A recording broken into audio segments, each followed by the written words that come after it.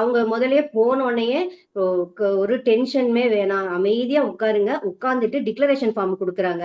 இல்ல நீங்க declaration form கொண்டு வந்துட்டீங்களான்னு கேட்கறாங்க. ஆமா கொண்டு வந்திருக்கோம்னு சொன்னா, போர்ட்ல எழுதி போட்டிருக்கோம். அத பார்த்து அப்படியே காப்பி பண்ணுங்க. உங்கள்ட்ட அதாவது ஈக்குவலன்ட் சர்டிபிகேட் இருக்கு, பிஎஸ்டிஎம், தமிழ் எலிஜிபிலிட்டி, தமிழுக்கு வந்துட்டு நம்ம வந்துட்டு பிரிஃபரன்ஸ் கேட்கிறோம் அப்படின்னா, அதெல்லாம் ஸ்கிப் கேட்கறாங்கன்னா அத எழுதிக்கிறலாம். இல்லன்னா நமக்கு தெரியல, நமக்கு இதெல்லாம் தேவையில்ல அப்படிங்கிறதெல்லாம் தாண்டி 1, 2, 3, 4 அப்படின்னு போட்டு வரிசையா சீரிஸ் வைஸா நம்மளோட டாக்குமெண்ட் எப்படி அரேஞ்ச் பண்ணியிருக்கோமோ அந்தபடியே டிக்ளரேஷன் ஃபார்ம்ல எழுதி அதுக்கப்புறம் அவங்கள்ட்ட கொண்டு போய் கொடுக்கும்போது நம்ம அந்த ஆர்டர் வைஸே கொடுக்கணும்.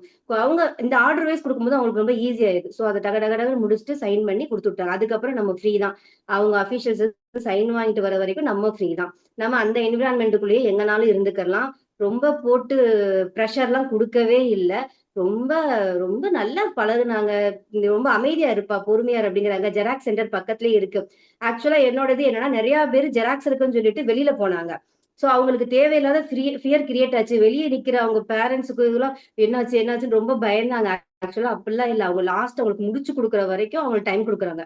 அவங்க நான் முடிச்சுட்டு வெளியே வர்றதுக்கு 6:00 ஆச்சு. ஃபர்ஸ்ட் மார்னிங் போனவங்களும் பாத்தீங்கன்னா 6:00 தான் முடிச்சு வெளில போனாங்க ஒருத்தவங்க. அந்த அளவுக்கு அவங்க பொறுமையா உட்கார வச்சு ஒண்ணும் இல்ல. இப்ப இதை போய் அங்கக்குள்ளேயே ப்ரௌசிங் சென்டர் இருக்கு. ஏதாவது ஒரு ஃபால்ட் வருது அப்படின்னா அந்த ப்ரௌசிங் சென்டர்ல போயும் பண்ணிட்டு வாங்க அப்படின்னு சொல்றாங்க. சோ அந்த ஆனா நீங்க ரிஸ்க் எடுக்காம என்ன செய்யணும் அப்படின்னா, எல்லா சர்டிபிகேட்ஸையுமே நீங்க எக்ஸ்ட்ரான்னு எது ஃபீல் பண்றீங்களோ அதையுமே கொண்டு போயிடணும். இப்ப நம்ம ப்ரொவிஷனல் வச்சு அப்ளை பண்ணிருந்தோம்னா, ஏன் ப்ரொவிஷனல் வச்சிருக்கீங்க? உங்களோட டிகிரி சர்டிபிகேட் இருக்குல்ல வைங்கன்னு சொல்லிட்டு என்னைய வைக்க சொன்னாங்க. சோ நான் ஜெராக்ஸ் எடுத்து கொண்டு போயிட்டேன். அதனால ப்ரொவிஷனலும் வச்சு, டிகிரியும் வச்சு எல்லாத்தையுமே வச்சு கொடுக்க ஓகே. ஒரு நல்லா இருந்துச்சு. டக்கு டக்குன்னு முடிச்சாச்சு. அவங்க கேட்கறத கொடுத்தோம்னா வேலை முடிஞ்சிருது. டிக் போட்டு ஈஸியா முடிச்சு கொடுத்துடுறாங்க. சோ அது ஆக்சுவலா முடிஞ்சதுக்கு அப்புறம் நம்ம ஃப்ரீ குடுக்குறாங்க.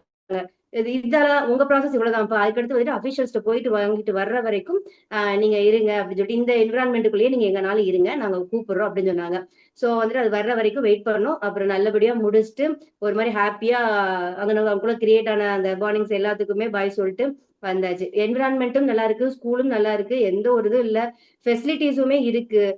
பாத்ரூம் ஃபெசிலிட்டி, பேரண்ட்ஸ உட்கார வைக்கிறதுக்கான அந்த ஃபெசிலிட்டி எல்லாமே குடுத்திருக்காங்க. ரொம்ப காமா இருக்கு அந்த என்விரான்மென்ட்டே.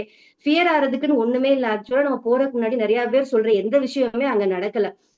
நான் ரொம்ப பயந்துகிட்டே போனேன். அந்த அளவுக்கு எதுவுமே இல்ல. நல்லா இருந்துச்சு. நீங்களுமே ஹேப்பியா போயிட்டு வாங்க. எல்லா சர்டிபிகேட்டையுமே எடுத்துக்கோங்க. எல்லாத்துலயும் ஜெராக்ஸ் போட்டு வச்சுக்கோங்க ஃபைல்குள்ளேயே.